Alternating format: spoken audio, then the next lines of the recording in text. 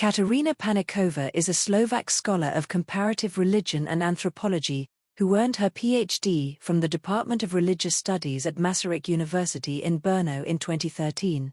Her doctoral dissertation, Nomadic Aspects of New Religious Movements, Case Study of the Rainbow Family of Living Light, was based on a series of ethnographic fieldworks between 2005 and 2012 across Europe and Asia, analyzing how participants in the Rainbow Family of Living Light create non-hierarchical, mobile spiritual communities that merge eco-spirituality, communal ritual, personal transformation, and bricolage of beliefs. Before that, she completed her MA at Comenius University in Bratislava with research on a Slovak native spirituality circle around Zjaroslav. In subsequent years she worked as a freelance interpreter. The author has extensive first-hand experience with the Rainbow Family, having attended and documented multiple gatherings across the world between 2005 and 2012. Her fieldwork includes major World Rainbow gatherings in Thailand, 2007, China/Yunnan, 2008, New Zealand, 2009 tenths, Argentina, 2011, Brazil, 2012, and Guatemala, 2012, as well as European Rainbow gatherings in Portugal, 2011, and Slovakia, 2012, along with regional meetings in Turkey, 2011. This 2013 dissertation, Nomadic Aspects of New Religious Movements, a model example of the Rainbow Family of Living Light, explores the Rainbow Family of Living Light as a model example of how new religious movements adopt nomadic, decentralized, and countercultural forms of spirituality. Drawing on long-term fieldwork, 2005 to 2012, in Europe and Asia, it analyzes how rainbow gatherings function as temporary, tribe-like communities built on ideals of equality, anti-consumerism, ecological awareness, and spiritual experimentation. The work examines how participants create meaning through ritualization, communal living, improvisational spirituality, raw spirituality, and continuous mobility, both physical and psychological.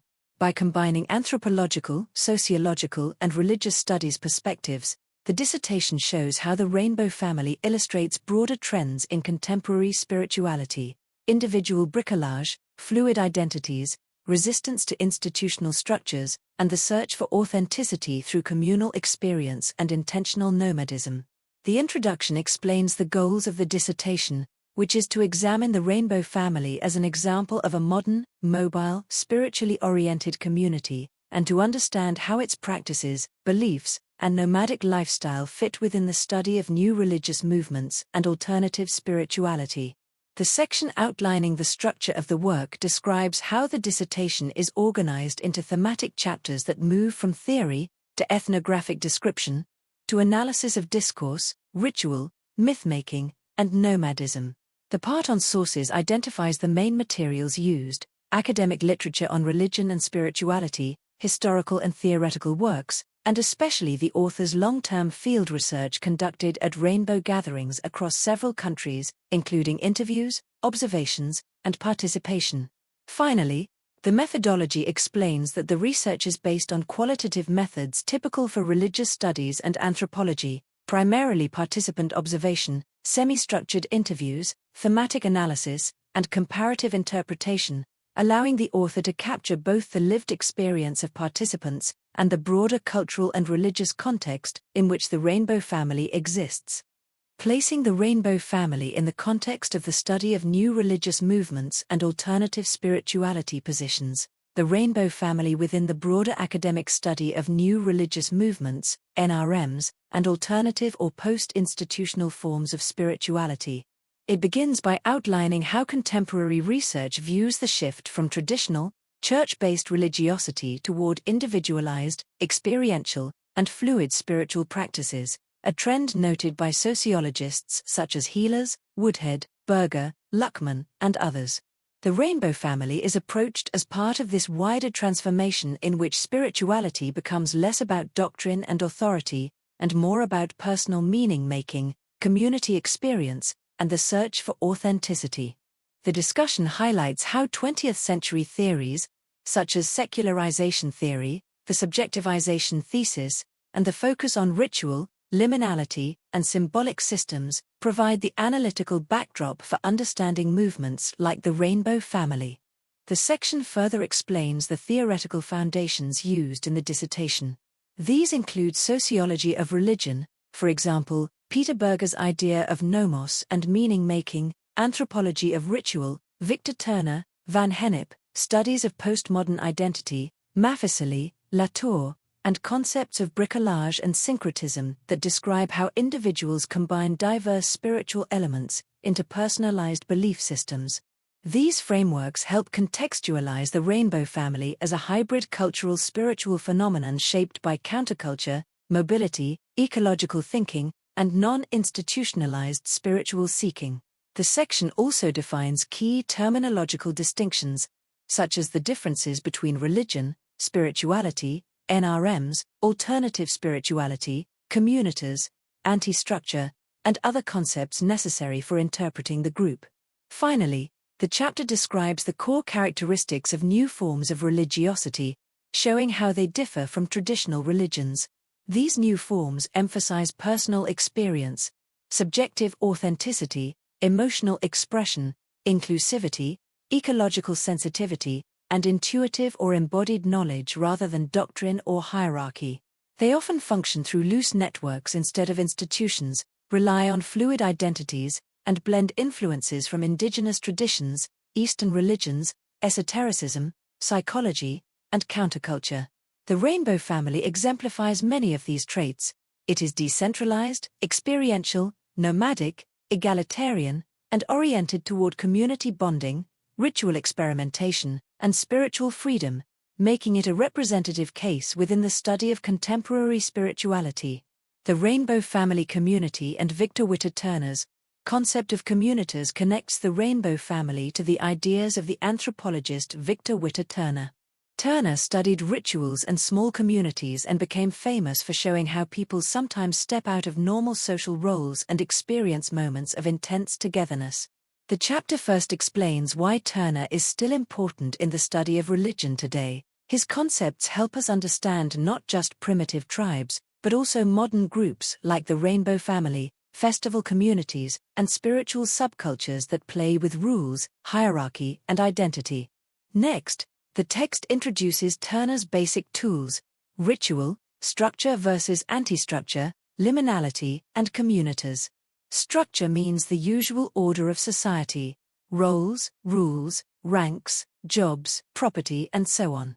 Anti-structure is what happens in special situations, like rituals, festivals, or gatherings, where these normal rules are weakened or temporarily turned upside down. In these moments, people meet more as equals and feel closer to one another. The author shows that rainbow gatherings look a lot like Turner's anti-structure. People share things, use first names or nicknames, emphasize equality, and play down status and possessions. Turner also talks about state and transition. A state is a stable social position, for example, student, employee, parent, while a transition is the time when someone is moving from one state to another, like during an initiation, a wedding, or a rite of passage.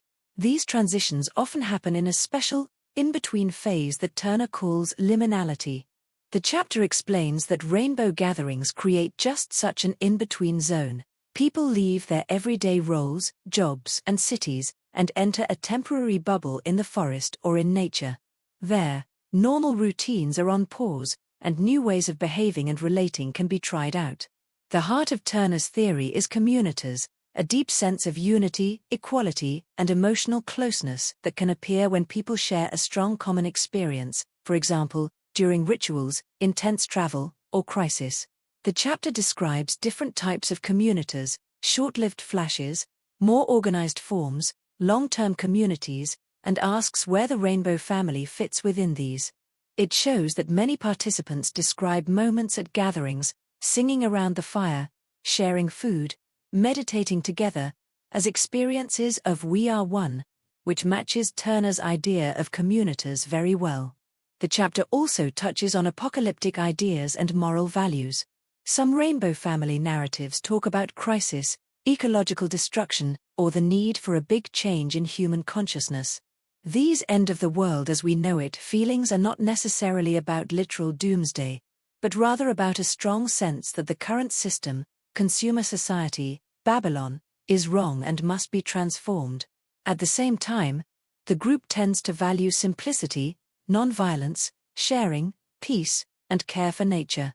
The rainbow family comes mostly from people with low or marginal social status, or people who voluntarily step out of mainstream careers, and this marginal position is linked with a strong moral critique of mainstream society.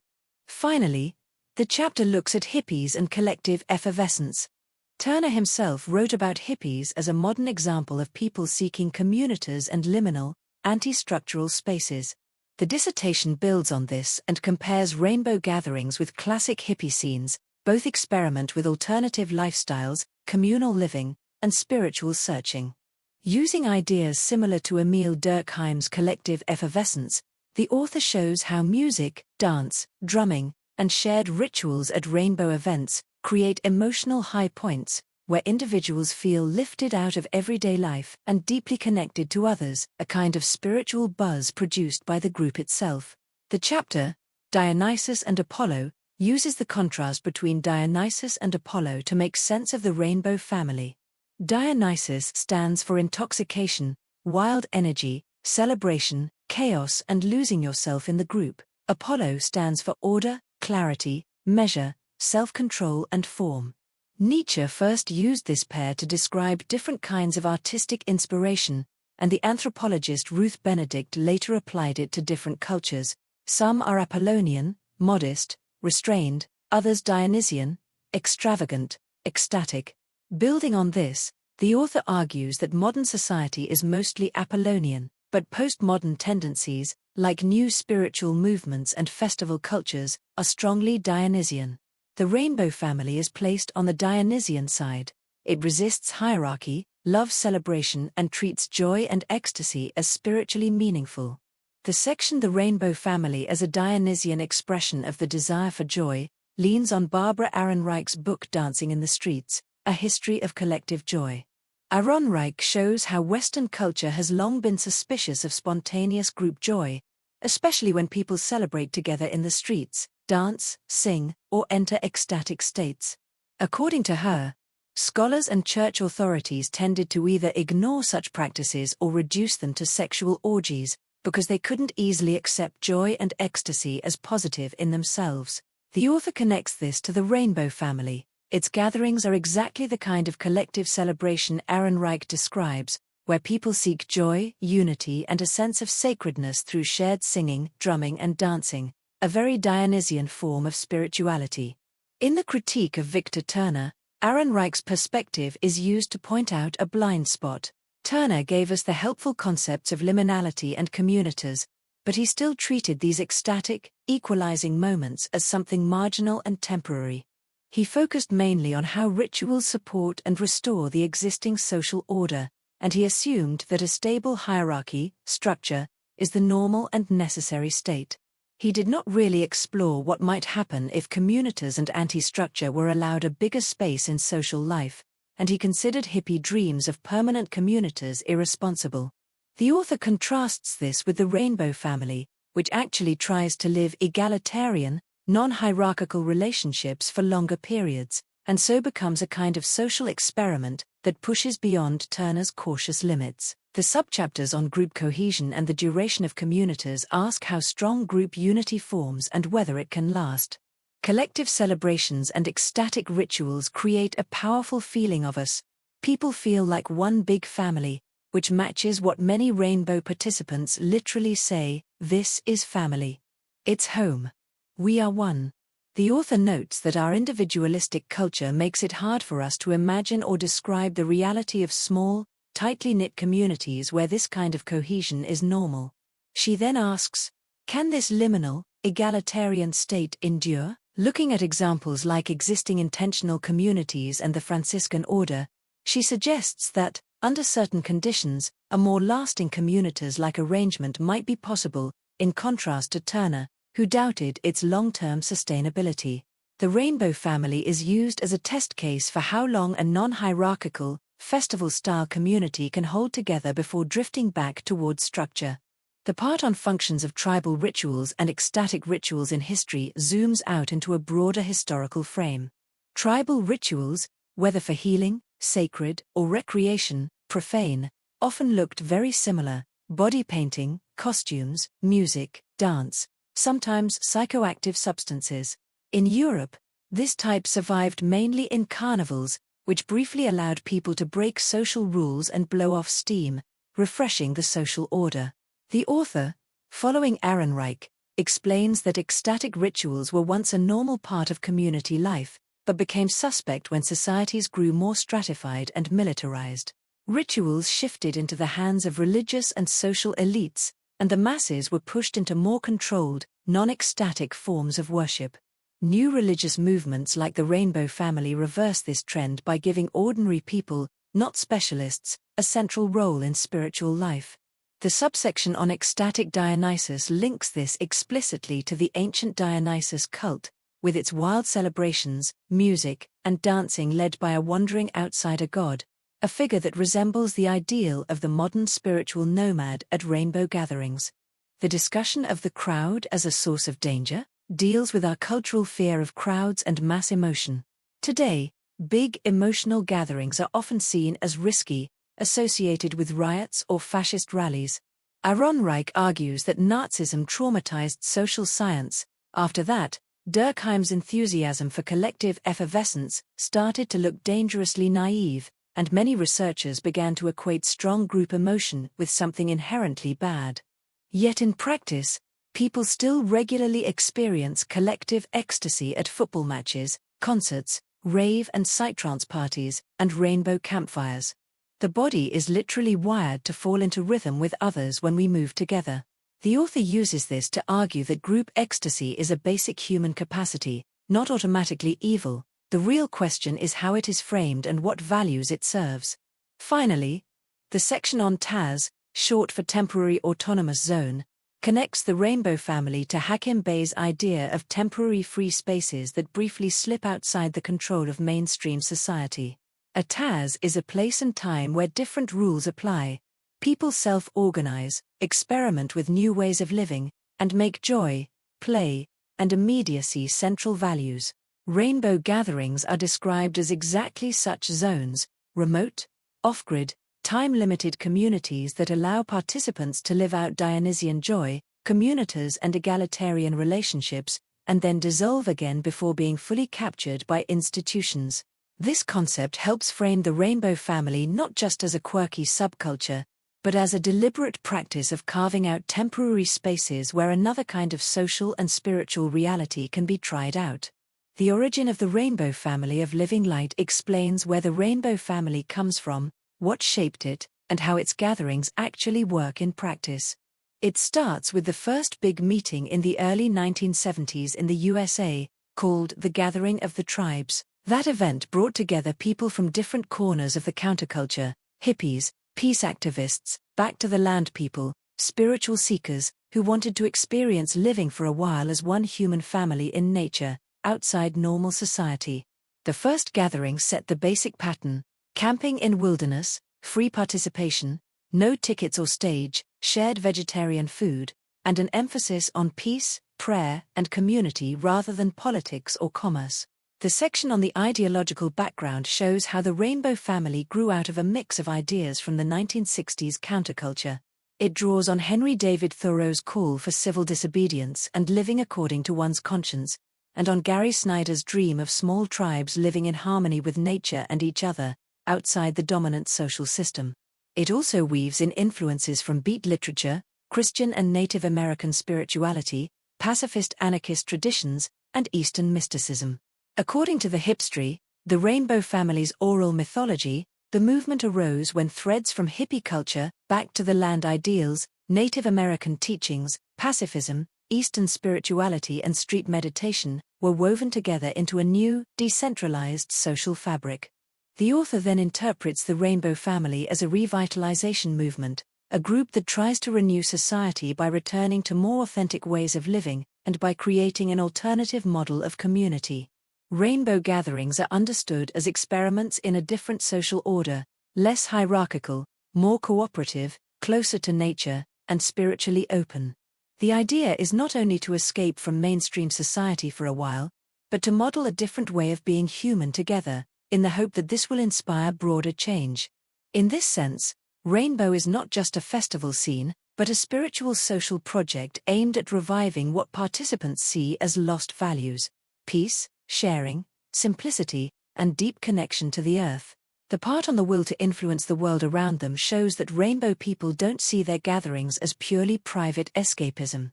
Many believe that gathering in prayer and peace actually helps the planet, that creating a field of harmony can have real effects beyond the camp. They organize collective meditations for world peace, focus on nonviolent conflict resolution inside the gathering, and often get involved in local issues such as cleaning up the land, negotiating with authorities, or supporting nearby communities. The underlying idea is that inner change and the creation of living examples, a working, peaceful, money-free community in the forest, are themselves a form of activism. The chapter then follows the expansion of the Rainbow family out of the USA into the world. Over time, people began to organize World Rainbow gatherings, European Rainbow gatherings, and national or regional meetings. As the gatherings spread geographically, the community had to adapt to different cultural, legal, and natural environments. New participants from various countries brought their own habits, problems, and spiritual influences. This created more diversity but also tensions, questions about how strictly to keep certain rules, how to handle language barriers, or how to explain Rainbow values to local authorities and neighbors. A detailed section describes the course and structure of typical Rainbow gatherings. Usually they last several weeks and unfold in phases: scouting and preparation, building basic infrastructure, kitchen, toilets, water systems, the main gathering time, and finally cleanup and leaving no trace. Every day has some repeating elements: shared food circles twice a day, announcements and decision-making circles, spontaneous music and workshops, and time for rest and informal socializing. The partial goals of gatherings include building community, personal growth, practicing non-violent communication, learning practical and spiritual skills, and giving people a taste of life outside consumer society. The concept of the circle and personal responsibility is central. The circle is both a literal practice: people sit or stand in a circle for meals, ceremonies, and discussions, and a symbol: there is no front or back, no official leader, everyone is theoretically equal. The author shows how this symbol is used to remind people that you are the Rainbow family. There is no staff to clean up after you or solve problems for you. Each person is supposed to take responsibility for their own behavior, their camp, and the well-being of others. This emphasis on self-responsibility is meant to replace external control and hierarchy. The chapter on rules and decision-making explains that Rainbow gatherings operate with a mix of written and unwritten rules. Over time, some norms became quite stable: no alcohol, no hard drugs, no commerce or selling, with the partial exception of voluntary donations into the magic hat, no use of money inside the camp, no photography, vegetarian food, no electrical devices, and attention to hygiene and environmental care. Decisions are made in the Vision Council, an open circle where anyone who cares can join. People speak one by one, using a talking stick or similar object that shows who has the floor, and the group aims for consensus rather than voting. This makes meetings slow and sometimes chaotic, but it also expresses the group's radical commitment to equality. A separate section looks at Rainbow family rituals. These include the daily food circles, opening and closing ceremonies, sunrise or full moon circles, moments of collective silence, prayer for peace, and various improvised workshops and ceremonies led by participants. The author stresses that although there is no fixed liturgy and no clergy, certain ritual patterns recur: forming circles, singing specific songs, drumming around the fire, passing objects, like the talking stick or magic hat, and using simple formulas such as welcome home. These rituals help mark off the gathering as sacred time and space, build emotional bonds, and make newcomers feel included quickly. The section on claiming space and internationalism uses the idea of heterotopia, Foucault's term for other spaces that mirror and invert normal society, to describe Rainbow camps. The gathering temporarily takes over a piece of landscape, a meadow, forest, or mountainside, and turns it into a miniature world with its own rules, symbols, and rhythms. Participants often talk about feeling that the land itself is sacred, and they develop a strong emotional bond to particular places and countries. At the same time, rainbow culture is highly international. People travel from gathering to gathering across borders, forming a loose global network of tribes. Language becomes an important tool here. English serves as a basic lingua franca, but there is also a specific rainbow vocabulary, terms like family, brothers and sisters, food circle, magic hat, talking stick, that express the group's values and practices in shorthand. The short dictionary of rainbow terms included in the dissertation shows how this micro-language helps create a feeling of belonging to one shared, worldwide family. Finally, typology of participants breaks down who actually comes to rainbow gatherings.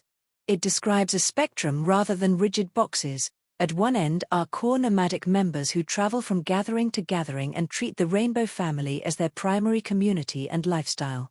Then there are regulars, who have jobs or studies but return repeatedly and help carry the culture, rules, and know-how.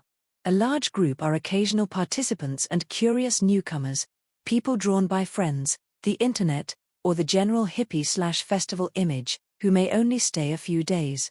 The chapter also mentions locals, people from nearby villages/towns, and various crossover types who move between rainbow, festival scenes, and other spiritual or activist networks.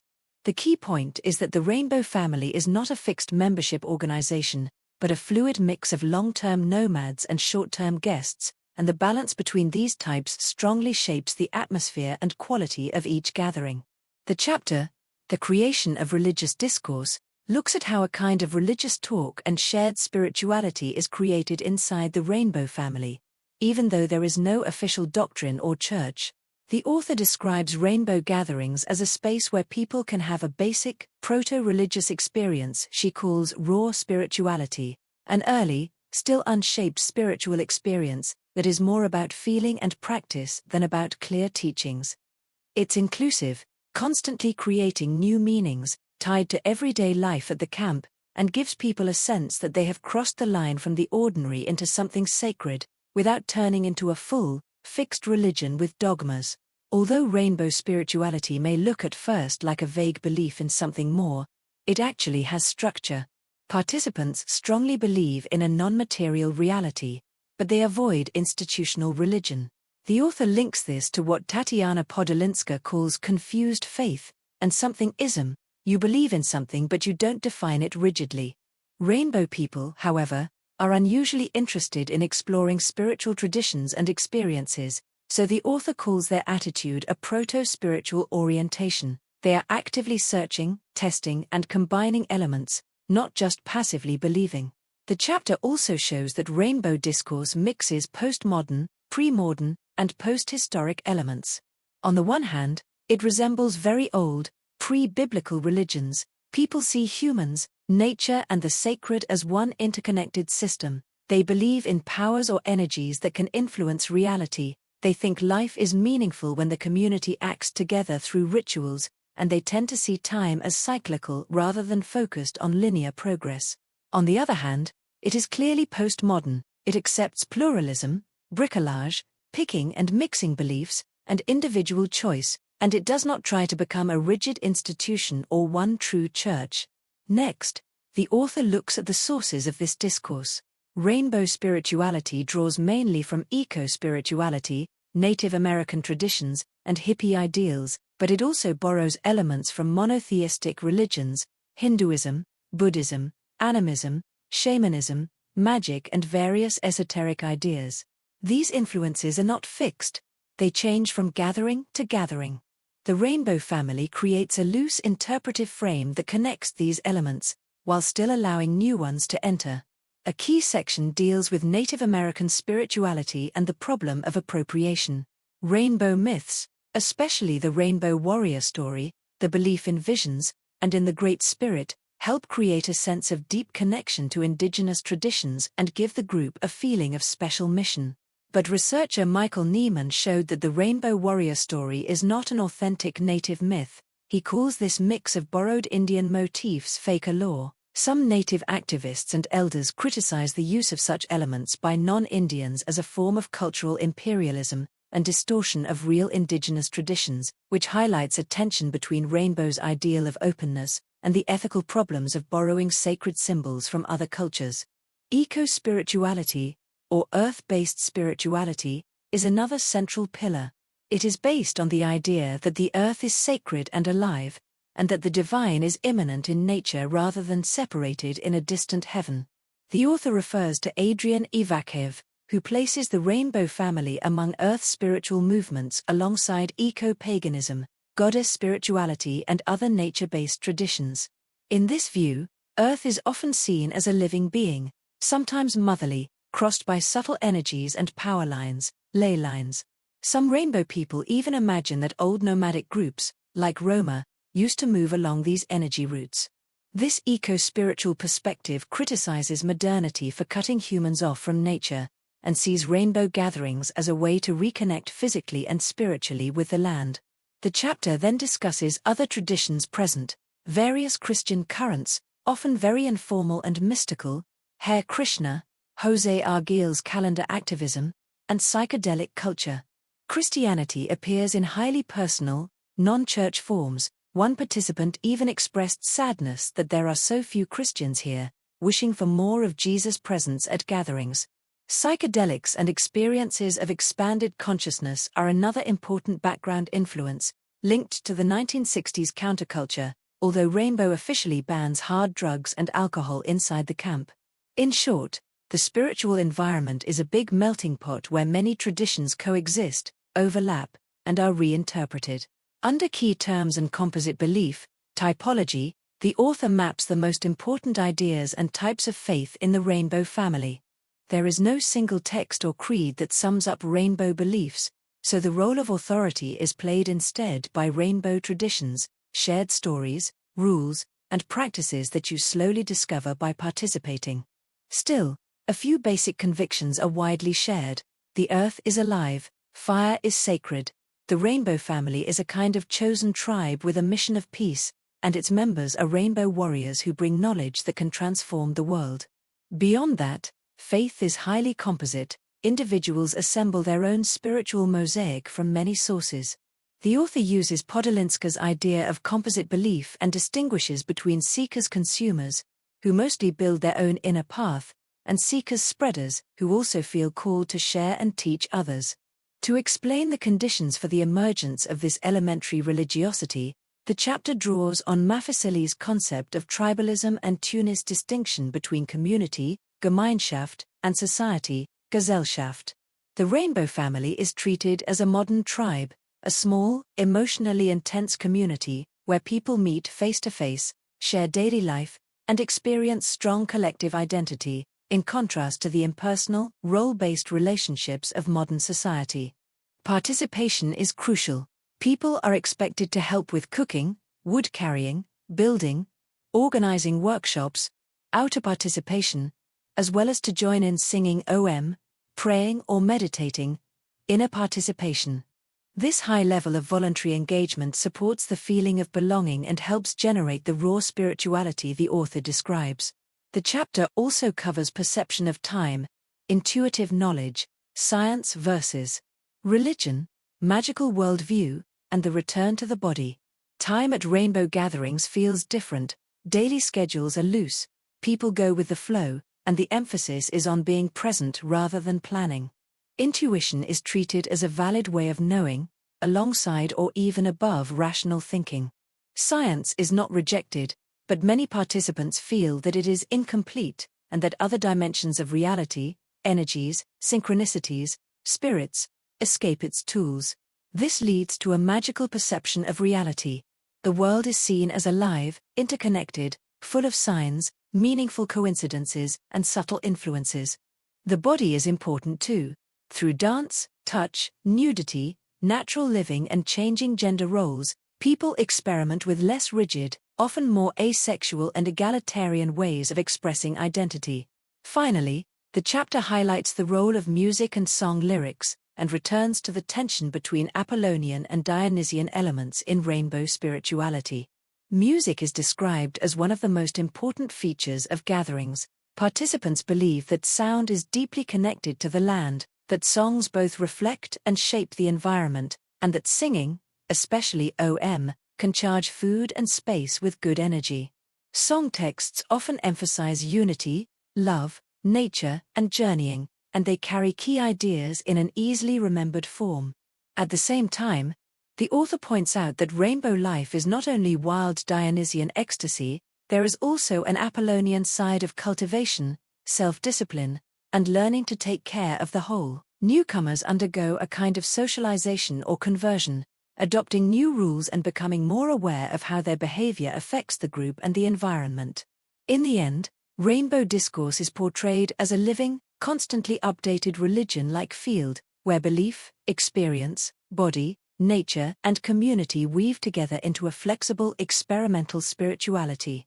Parallels between the rainbow family and dance subcultures shows that the rainbow family lives in a border zone between culture and religion, very similar to dance scenes like trance or psytrance.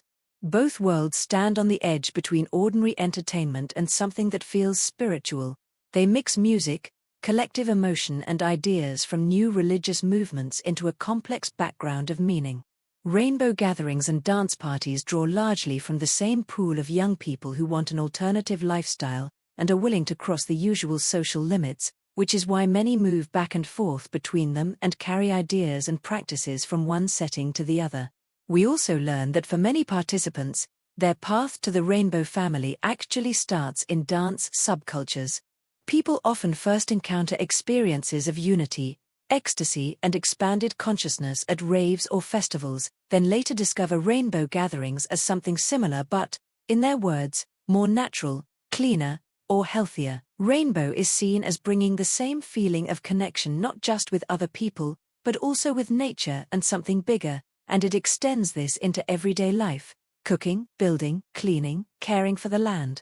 Instead of a weekend escape, it offers a temporary but full-time way of living those values together. The chapter paints the rainbow family as part of a global alternative network of spiritual and artistic centers. Many participants spend the rest of the year in eco-villages or hippie/spiritual communities like Beneficio in Spain, Findorn in Scotland, Goa in India, Kopangan, or San Francisco, or they simply keep traveling between various rainbow gatherings.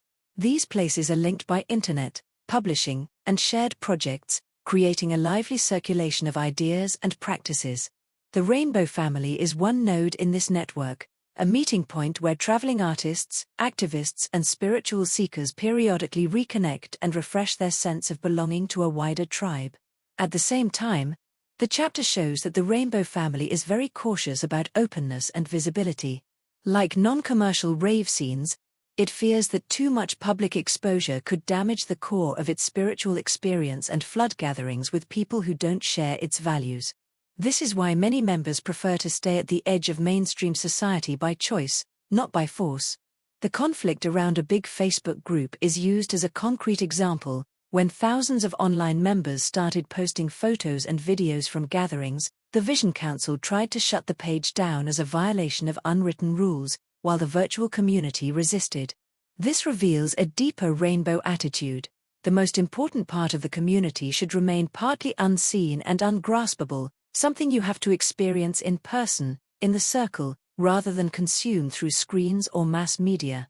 From historical reality to myth-making explains how the rainbow family doesn't just have a history, it actively turns its history into myth. Postmodern myth here means stories that are openly a mix of fact, memory, idealization, and spiritual meaning. The group's origins, key events, and heroes are retold again and again in a way that smooths over contradictions, highlights symbolic moments, and gives everything a sense of destiny. We appeared when the world needed us. History is not frozen in documents, it's constantly being reshaped so that it fits how people want to understand their community and its role in the world. A big part of this is hipstry, the oral history of the rainbow family. Instead of official chronicles, there are long campfire stories: how the first gatherings happened, how certain rules or traditions appeared, how particular elders arrived, visions, miracles, near disasters that somehow worked out. These stories build a shared memory and identity. They explain who we are, why rainbow exists, and what its mission is. At the same time, storytelling operates on a personal level. People tell object stories about items they carry: a spoon, a drum, a piece of clothing, each with a trail of past gatherings and encounters, turning ordinary objects into talismans filled with meaning. In this way, the material world around the camp becomes a physical archive of shared myth. Finally, the chapter shows that telling your own life story is itself treated as a spiritual path.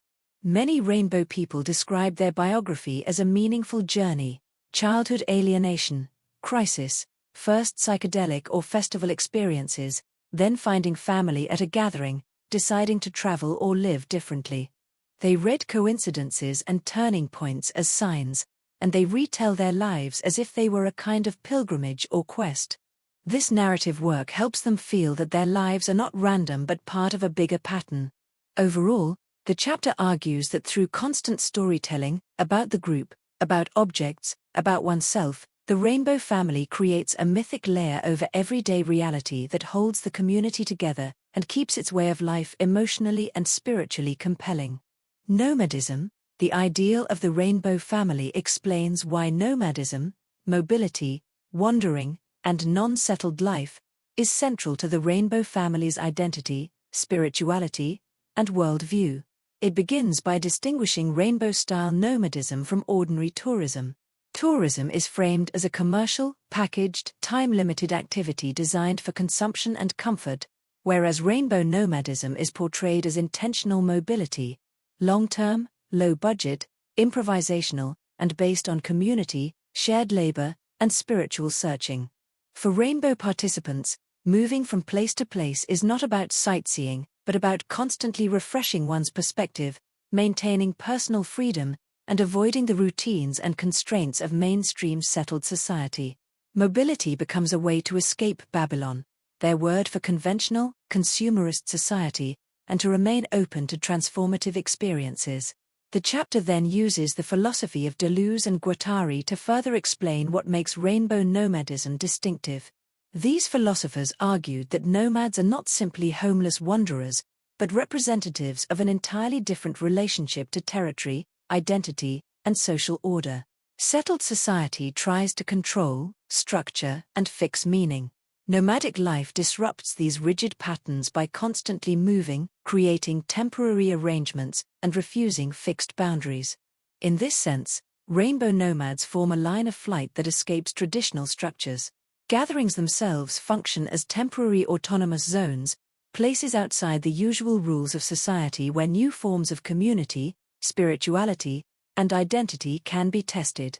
Nomadism is therefore not only a lifestyle for the rainbow family, but also a philosophical stance, a belief that truth, freedom, and creativity arise through ongoing motion, experimentation, and the refusal to be fully captured by established systems. The chapter also presents the rainbow gathering as a kind of modern pilgrimage, comparable to sacred journeys in many religious traditions. Like classic pilgrimage sites, rainbow gatherings are remote, difficult to reach, and require physical effort, openness, and endurance.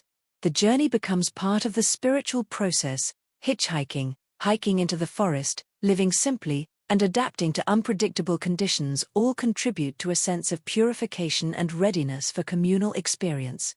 The gathering itself is described as a traveling temple, a sacred space that temporarily appears in nature, created collectively by those who journey to it, and then disappears without a trace.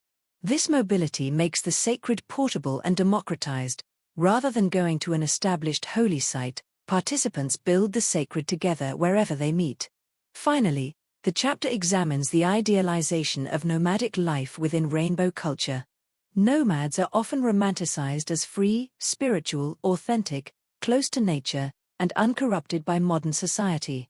The rainbow family adopts this imagery and applies it to itself, framing mobility as morally superior to settled life and viewing historical nomadic groups, such as Roma or indigenous wanderers, as spiritually wise predecessors. At the same time, the chapter notes that this idealization can gloss over the hardships, precarity, and social stigma faced by actual nomadic peoples. Still, For the rainbow family, nomadism remains a symbol of liberation, a way to resist conformity, maintain spiritual sensitivity, and continually renew the community.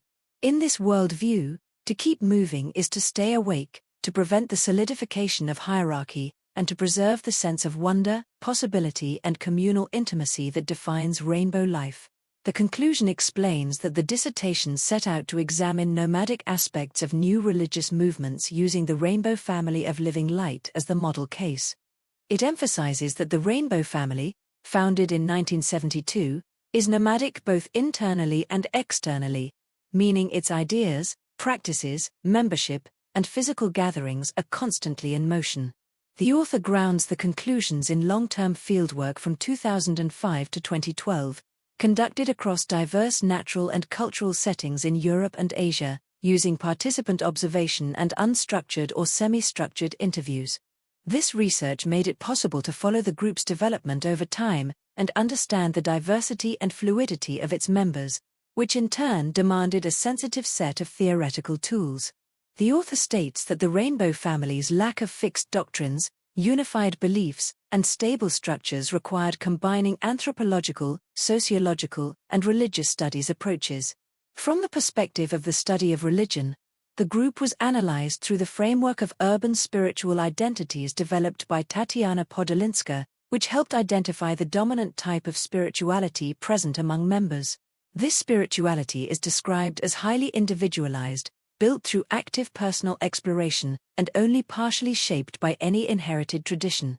The movement's openness, heterogeneity, and emphasis on self-defined belief place it on the border of what religious studies can traditionally analyze, suggesting new directions for academic inquiry. The conclusion stresses that understanding such a fluid, dynamic community requires attention to mobile systems, not just fixed social structures. The rainbow family exemplifies what some scholars call raw spirituality, a form of sacred experience that is direct, essential, and difficult to categorize because it often occurs on the boundary of language and conceptualization.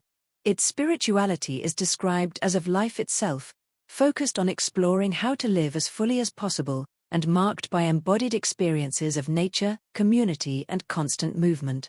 These qualities also connect the rainbow family to broader contemporary trends in individualized religiosity and alternative spirituality. The chapter ends by stating that although the dissertation answered many questions, it opened even more. The author expresses the intention to continue exploring theoretical frameworks capable of capturing subtle forms of religious experience, especially those emerging in mobile, flexible, and non-institutional contexts.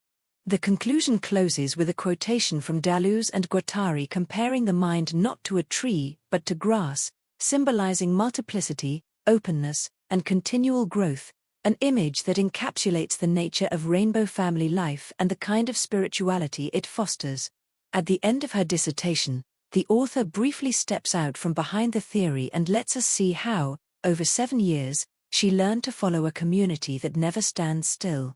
She explains that between 2005 and 2012, she did fieldwork with the rainbow family in a range of landscapes and cultures across Europe and Asia, using participant observation and conversations with those who called this moving tribe their home. The group's composition was always changing. People drifted in and out, bringing their own histories, beliefs, and habits, and the meanings circulating in the camp shifted from gathering to gathering. Precisely this instability, she notes, forced her to look for subtle, flexible theoretical tools that could capture a phenomenon which was nomadic inside and out. Her story really unfolds along the routes that lead to and between rainbow gatherings. One informant, heading to a World Rainbow Gathering in Thailand, offered her a kind of moving snapshot of eco-spiritual nomadism.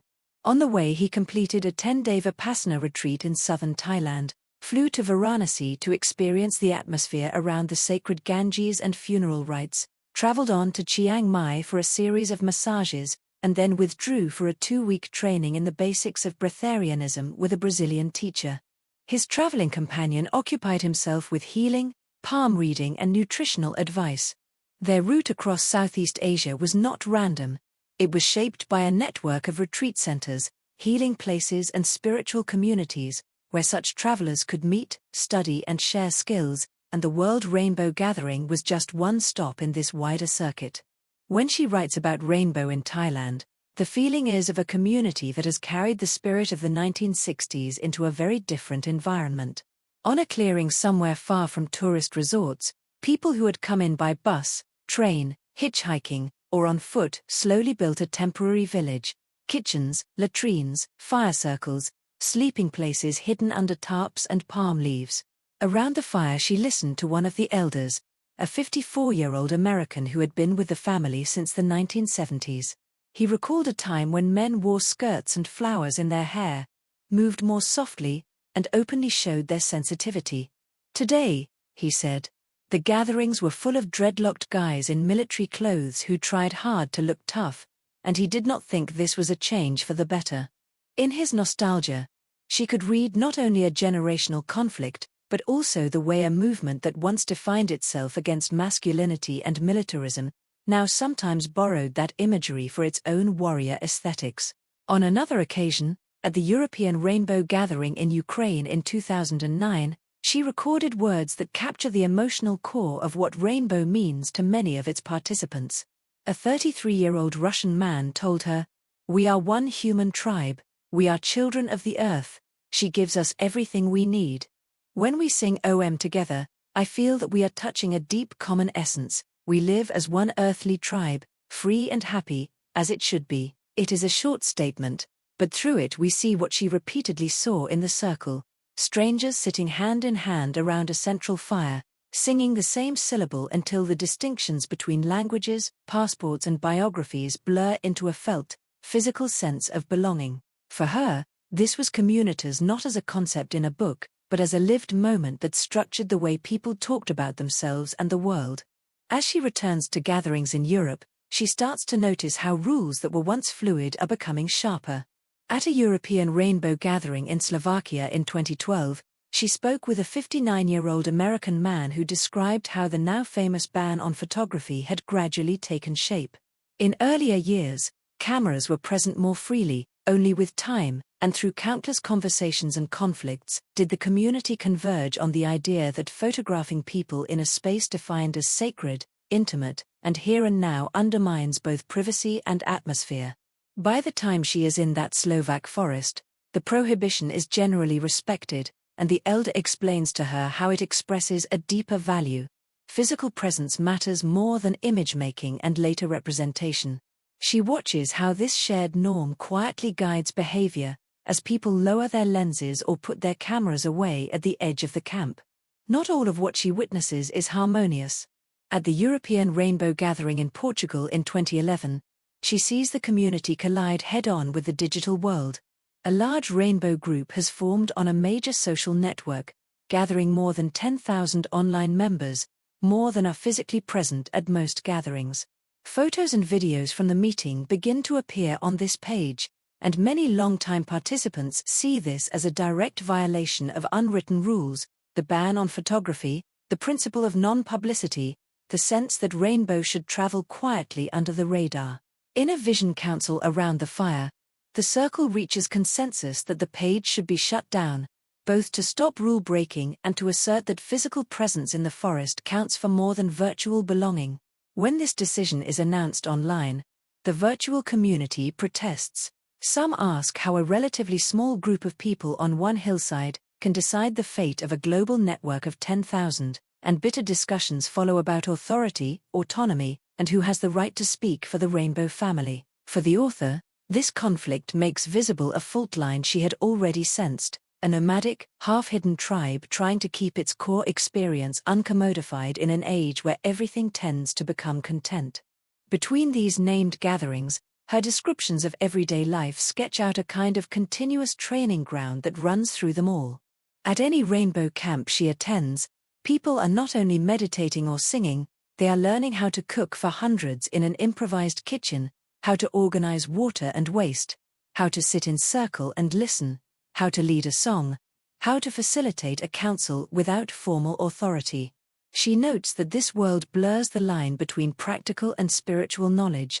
What matters is the organic growth of both skills and awareness, the sense that through washing pots or carrying wood, you are also learning something about yourself and your relation to others. Spiritual authority here does not belong to priests or gurus, but to those who show up, take responsibility and embody the values of the group.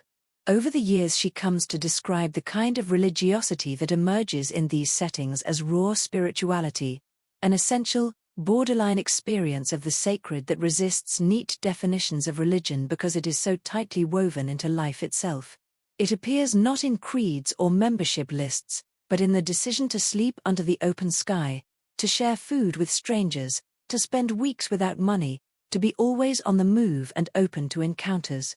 This spirituality of life, she writes, is interested in exploring what life is and how to live it as fully as possible. The Rainbow Family, as she sees it, is one of the places where this kind of spirituality has condensed into a recognizable but still fragile form.